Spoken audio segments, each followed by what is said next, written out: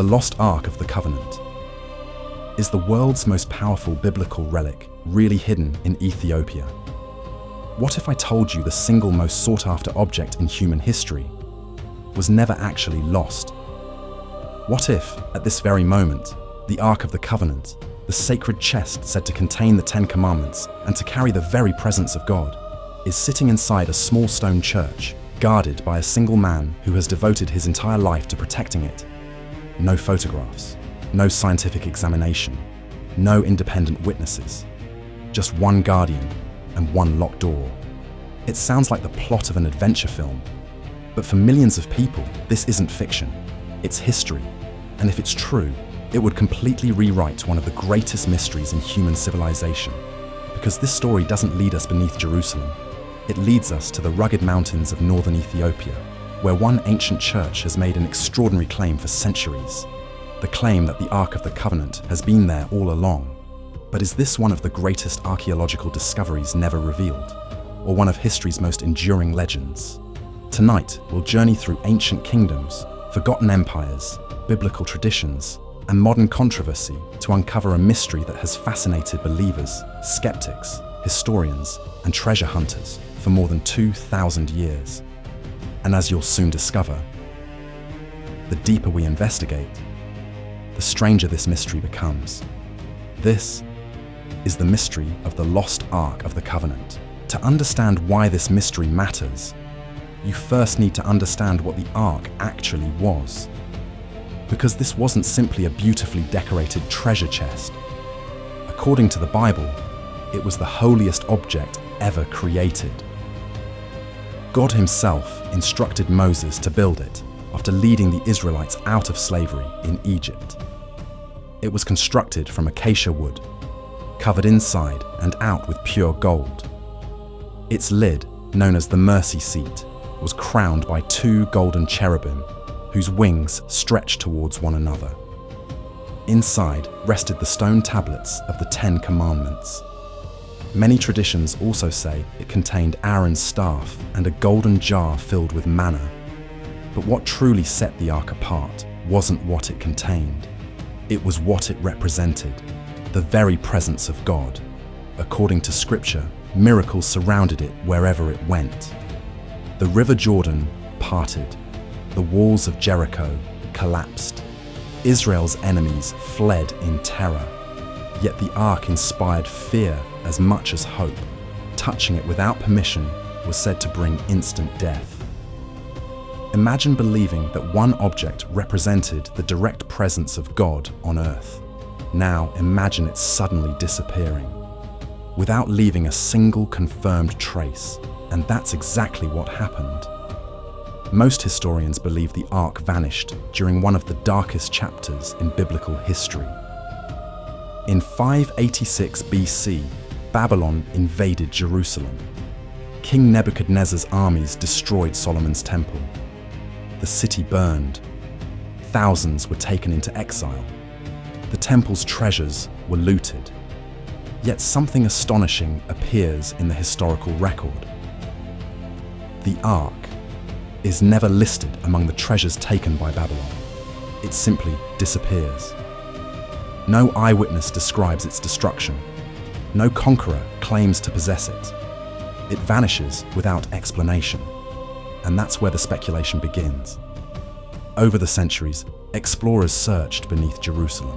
Secret tunnels, hidden caves, ancient monasteries, even beneath the Temple Mount itself. Others believed the Knights Templar secretly discovered it during the Crusades. Some even claimed Nazi Germany searched obsessively for the Ark, believing it possessed unimaginable supernatural power. Whether those stories are true or not, they reveal one thing: people have spent centuries searching for the Ark. Yet perhaps they were looking in the wrong country all along. Nearly 2,500 kilometers away, high in the mountains of northern Ethiopia, lies the ancient city of Axum. Long before many European kingdoms even existed, Axum ruled one of Africa's greatest empires. Its towering stone obelisks still dominate the skyline. Pilgrims travel from across Ethiopia every year, but they're not drawn there by the monuments. They're drawn to one small church, the Church of Our Lady Mary of Zion. According to the Ethiopian Orthodox Church, the original Ark of the Covenant rests inside, not a replica, not a symbolic copy, the actual Ark carried by Moses. If true, it would be one of the greatest discoveries in human history. But how could the Ark have traveled from Jerusalem to Ethiopia? The answer begins with one of the Bible's most mysterious rulers, the Queen of Sheba. The Bible tells us the Queen of Sheba traveled to Jerusalem after hearing of King Solomon's extraordinary wisdom. She brought gold, jewels, rare spices. The meeting became legendary. But Ethiopian tradition continues the story where the Bible falls silent. According to Ethiopia's ancient national epic, the Kebra Nagast, the Queen and Solomon had a son. His name was Menelik. Years later, Menelik journeyed to Jerusalem to meet his father. When the time came to return home, something extraordinary happened. Israelite nobles accompanied him, and according to the tradition, so did the Ark. Some versions claim it was secretly taken. Others insist God himself wanted the Ark removed from Jerusalem because the nation had become corrupt. Either way, the Ark arrived safely in Ethiopia, or so the story says. But here's where the mystery becomes even more extraordinary. Because if the Ark truly arrived, someone has been guarding it ever since. To this day, one monk serves as the Ark's guardian. He is chosen for life. The moment he accepts the role, his world changes forever. He never leaves the church grounds again. He spends every day praying beside the sacred object. No holidays, no retirement, no return to ordinary life. Only prayer, only guardianship. When he dies, another monk immediately replaces him. The cycle has continued for generations. No journalist has entered. No archaeologist has examined the relic. Even senior church officials rarely see it. Imagine standing only a few meters away from what some believe is the world's greatest biblical treasure, knowing you will never be allowed to look inside. That single locked door has become one of archaeology's greatest barriers, and perhaps its greatest source of fascination. Naturally, not everyone believes the Ethiopian claim. Historians point out there is no independent physical evidence proving the Ark inside Axum is the original biblical relic. Some believe it may simply be an ancient ceremonial chest. Others argue the tradition developed centuries after Christianity reached Ethiopia. If the church truly possesses the Ark, why refuse scientific testing? Carbon dating could reveal its age. Modern imaging could examine its construction.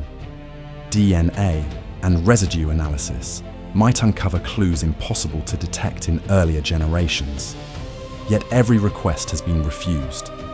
For believers, faith requires no laboratory. For skeptics, extraordinary claims require extraordinary evidence. The debate has remained locked behind the same ancient walls. Then came a claim that reignited the controversy. In 2009, British scholar Edward Ullendorf revealed that he believed he had briefly seen the object during the Second World War. According to him, it resembled a medieval ceremonial chest rather than the Ark described in the Bible. His comments quickly spread around the world, but the Ethiopian Orthodox Church strongly rejected his conclusion. Supporters argued he had never been allowed to inspect the true relic. Others questioned whether he had even seen the sacred object at all. Once again, the mystery only deepened. Instead of solving the question, the account created even more uncertainty. Today, technology can scan buried cities, map hidden tombs, even detect structures beneath dense jungle. Yet none of it can answer this mystery. Satellite imagery cannot see through stone walls. Ground-penetrating radar cannot access the chamber. No robot has entered. No scientific team has been invited. One locked room remains completely beyond modern investigation. Perhaps that's why this mystery has survived for so long. Because unlike so many ancient legends, no one has been allowed to prove or disprove it. What makes this story even more fascinating is Ethiopia itself. It is one of the oldest Christian nations on Earth. Its monasteries preserve manuscripts older than many European kingdoms. Its traditions have survived wars, invasions, and centuries of isolation for millions of Ethiopian Christians. The Ark isn't merely an archaeological question, it's part of their living faith. To them, the Ark has never been lost. The rest of the world has simply been looking in the wrong place. So, is the Ark of the Covenant really hidden inside a church in Axum? Did it leave Jerusalem nearly 3,000 years ago under the protection of Menelik? Or has one of history's greatest legends grown so powerful that it now feels impossible to separate faith from fact? Perhaps we'll never know, because somewhere inside that ancient church, beyond walls no outsider may cross, one man is praying beside an object the world has spent centuries searching for. Maybe it's simply an ancient ceremonial chest. Maybe it's the most sacred relic ever created. Until that door finally opens, humanity may never discover the truth. And perhaps that's exactly why the mystery of the Lost Ark of the Covenant continues to captivate us. If you enjoyed this documentary and want more deep dives into history's greatest unsolved mysteries, forgotten civilizations, ancient legends, and unexplained disappearances, subscribe and turn on notifications. Because the next mystery may be even more unbelievable than this one. Until next time, stay curious